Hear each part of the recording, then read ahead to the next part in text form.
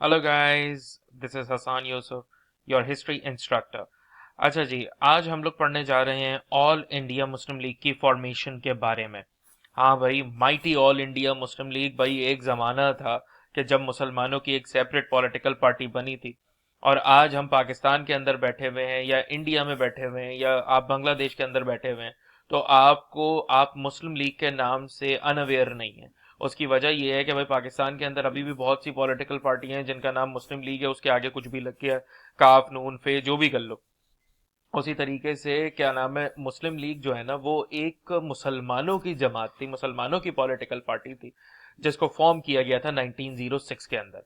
अगर आप लोगों ने मेरी इससे पहले सिमिलर डेपुटेशन की वीडियो देखी हो तो उसके अंदर आपको पता चला होगा कि सिमला डेपुटेशन एक सक्सेस साबित हुई थी और वहीं पर एक डिसीजन मेकिंग थी कि भाई मुसलमानों को अपनी रिप्रेजेंटेशन चाहिए और उनकी रिप्रेजेंटेशन किसी एक ऑर्गेनाइजेशन के बगैर मुमकिन नहीं थी, और वही ऑर्गेनाइजेशन थी आपकी ऑल इंडिया मुस्लिम लीग, एक पॉलिटिकल पार्टी। ठीक हो गया। अब सवाल ये आता है इसका कि why Muslim League was formed, what were the reason due to which Muslim League was formed in 1906। तो इस तरीके से आपके पास क्वेश्चन आता है, उसके जवाब आपके सामने यहाँ पर मौजूद होंगे। तो मैं आपके साथ ये डिस्कस करना स्टार्ट कर देता हूँ, होपफुली आपको समझ में आएगा, बहुत आराम से आसानी से आपके साथ डिस्कस करूंगा। शुरू करते हैं formation of AIML. Reasons, what were the reasons due to which it was form. देखो, सबसे पहली वजह तो आप ये समझो, हिंदू डोमिनेंसी, हिंदुओं का डोमिनेंट बिहेवियर। देखो मसला पता है, मैं तुम्हें बताऊं, देखो ये जो कांग्रेस थी ना, कांग्रेस पॉलिटिकल पार्टी, वो बेसिकली एक हिंदू बॉडी थी। सही है, कांग्रेस पार्टी को बनाया तो इस उसके ऊपर था कि भाई कोई भी मजहब रंग नस्ल उसके अंदर आ सकता है, मजहब से कुछ लेना देना नहीं, कास्ट से कुछ लेना देना नहीं, लेकिन उसके ऊपर पूरा का पूरा होल्ड हिंदुओं का था, वो भी हायर कास्ट हिंदूज का। ठीक हो गया। और जाहिर सी बात है कि उनको मुसलमानों की कोई फिक्र नहीं थी। उनको अगर बात करनी थी तो सिर्फ अपनी कम्युनिटी के बारे में, यानी कि हिंदुओं के बारे में। तो अल्टीमेटली अगर हम इस चीज को बोलें कि ये हिंदू डोमिनेंसी वाली पार्टी थी, हिंदूज यहाँ पर डोमिनेंस करते थे, डोमिनेट करते थे मुसलमानों को, तो वो बात गलत नहीं होगी। यही सब चीजें देखकर मुसलमानों के दिमाग में ख्याल आया कि भाई उनको अब एक ऐसी पॉलिटिकल पार्टी चाहिए जो मुसलमानों को रिप्रेजेंट करे। दूसरा सबसे बड़ा मसला था एजुकेशनल और इकोनॉमिक बैकवर्डनेस। देखो मुसलमान जो है ना वो बहुत ज्यादा लैग बिहाइंड था एजुकेशन में और इकोनॉमिक प्रोग्रेस में एज कम्पेयर टू हिंदूज।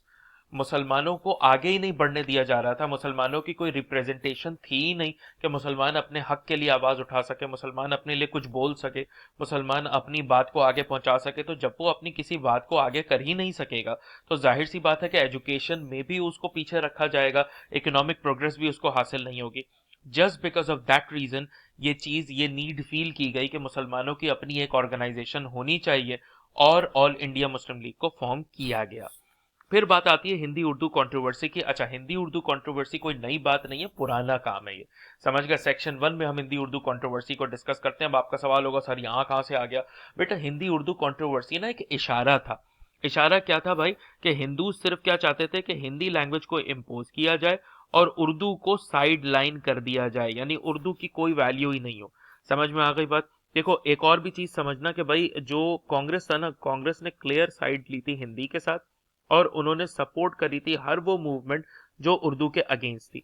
और मुसलमानों को ये चीज फील हो गई। देखो मसला एक लैंग्वेज का नहीं था, मसला ये था कि एक लैंग्वेज को बेसिकली एक बुनियाद बना के, लैंग्वेज को एक मकसद बना के मुसलमानों को डोमिनेट किया जा रहा है, उनको नीचा दिखाया जा रहा है, उनको ये बताया जा रहा है कि आप लोग हल्के हो, आप लोग कम हो, इसलिए चुप रहो।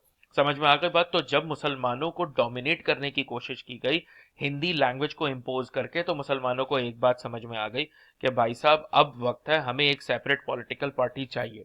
काफी अरसे से सोच रहे थे, लेकिन 1906 के अंदर फाइनल डिसीजन ले लिया गया। ठीक हो गया। फिर सबसे बड़ी चीज, success of Simla deputation. Simla deputation की सक्सेस, ठीक हो गया। सिमला डेपुटेशन के अंदर 35 मुस्लिम्स डिफरेंट एरियाज से पूरे इंडिया से जमा हुए थे। सर आगा खान नवाब मोहसिनुल मुल्क लीड कर रहे थे, वॉइस रॉय के पास ये लोग एक डेलीगेशन लेकर गए थे, और वो डेलीगेशन के कुछ पॉइंट्स जो है वहां पर एक्सेप्ट किए गए थे, जिसको सक्सेस समझी गई। और जब ये बात समझ में आ गई कि भाई मुसलमानों का एक डेलीगेशन मिलकर जब किसी सक्सेस को हासिल कर सकता है, तो वाई नॉट कि हम एक पूरी पॉलिटिकल पार्टी बना दें और मुसलमानों को का जो हक है वो उस पॉलिटिकल पार्टी के जरिए हम हासिल कर सके। सो दैट्स अनदर थिंग जिसकी वजह से जो है वो एआईएमएल फॉर्म हुई।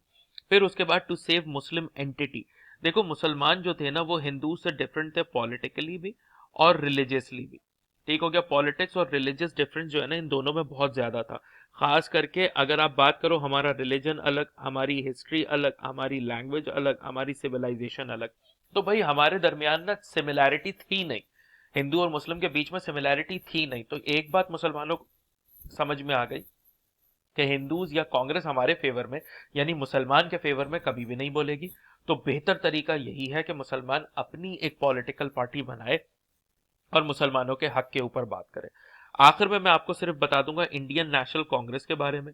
इसमें हमें इतना डेप्थ और डिटेल में नहीं जाना है क्योंकि इसके बारे में मैं डिटेल के अंदर आपसे बात कर चुका हूं सेक्शन 1 की मेरी और कांग्रेस फॉर्मेशन वाली वीडियो के अंदर, इंडियन नेशनल कांग्रेस जब फॉर्म हुई थी उस वीडियो के अंदर।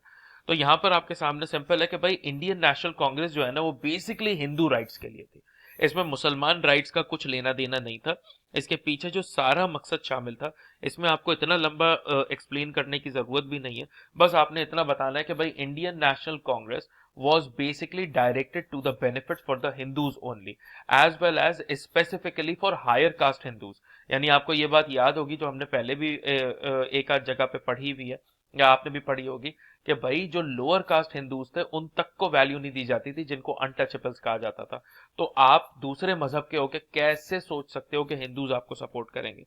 तो भाई ये वो 5-6 रीजंस थे जिसकी वजह से all India Muslim league form हुई। सबसे पहला हिंदू डोमिनेंसी, दूसरा मुसलमान के पास जो एजुकेशनल इकोनॉमिक बैकवर्डनेस थी उसको खत्म करना था, हिंदी उर्दू कंट्रोवर्सी थी, सिमिलर डेपुटेशन की सक्सेस थी, और मुसलमानों को अपनी एंटिटी को सेव करना था क्योंकि हम उनसे religious wise, history wise, language wise, civilisation wise अलग थे। इवन सर सैयद ने सबसे पहले कहा था कि भाई टू नेशन थ्योरी को प्रेजेंट करने वाला सबसे पहला बंदा सर सैयद अहमद खान है, कि उन्होंने कहा था भाई हिंदू मुस्लिम एक साथ नहीं रह सकते, बेहतर तरीका यही है कि भाई इनको अलग अलग कर दो।